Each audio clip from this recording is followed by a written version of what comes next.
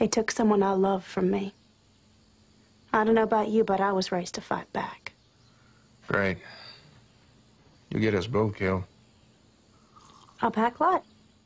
Hi, I'm Rebecca Keegan for Time with Anna Pakуин, star of HBO's True Blood, which just started its 3rd season. Hey, Anna, thanks for being with us. Thank you. Taking questions from our readers today. The first question comes from Stephanie Cadlico in Ames, Iowa, who asks, you've received great reviews for your roles in film and on television. Have you picked your favorite industry? I like both. I like interesting people to work with. I like good material. I like good writers and directors. So sometimes it's film, sometimes it's television, and I love both. Are there big differences for you in the rhythms of the two? No, I mean HBO particularly shoots like film, and the sort of way the stories are structured and the quality of the product and the attention to detail is like film. So there's actually very little difference. Why did you choose this year to come out and proclaim your bisexuality? Well, I was asked to participate in that PSA, and it's a cause I care very deeply about, and it was just the right timing. Did you have any fears about doing it? No. What were people's reactions like? What did you hear from people? I don't know. I was working at the time, so I've been buried neck deep in True Blood, so I don't really know. Does an early success in life become some kind of impediment for the future? Well, I feel like things that happened to me when I was younger are the reasons I get to have the career I have now, and I feel incredibly fortunate and really blessed that those things, you know, the success and whatnot happened when I was so young. I guess it also kind of gets it out of the way. But no, I can't think of it as being anything other than a blessing.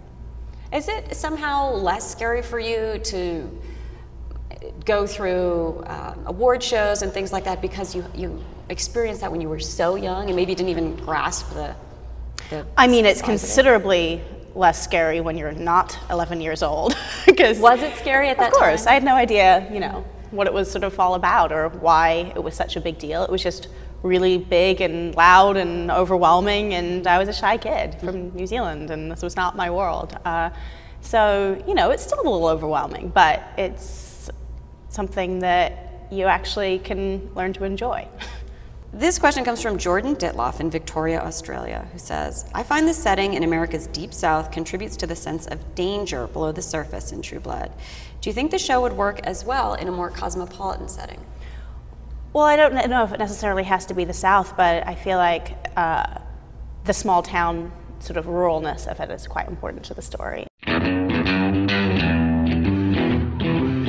For one thing, it isolates the people from sort of, I don't know, there being bigger, scarier things than vampires and werewolves that are terrorizing people. And I think as far as the storytelling sort of device, it works well because then also there's a reason why all these characters happen to know each other because they've all grown up together, and there's, you know, the sort of intimacy of those small towns that I think is a big part of our story.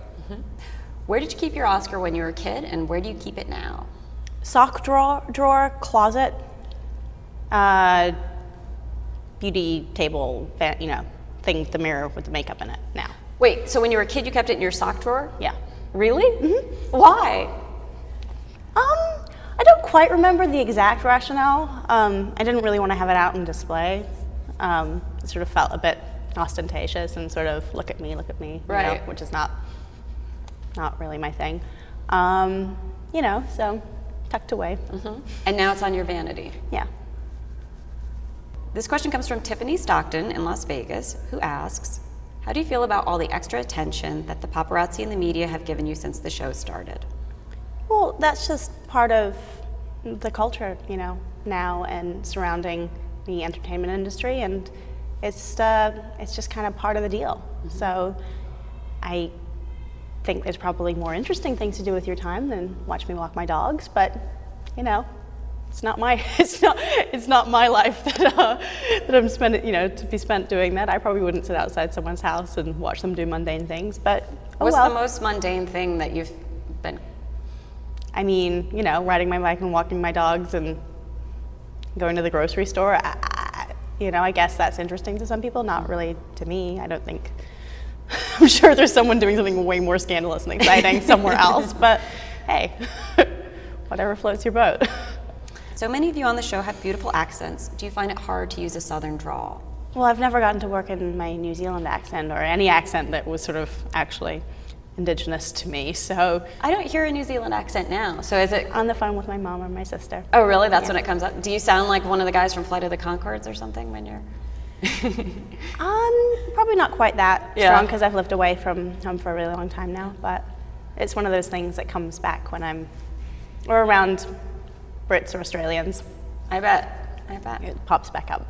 Well, Or if thank I'm you. really tired. If you're really tired. So if we just keep you here for hours and hours and hours, eventually we'll get to hear it. Soon it might start to come up.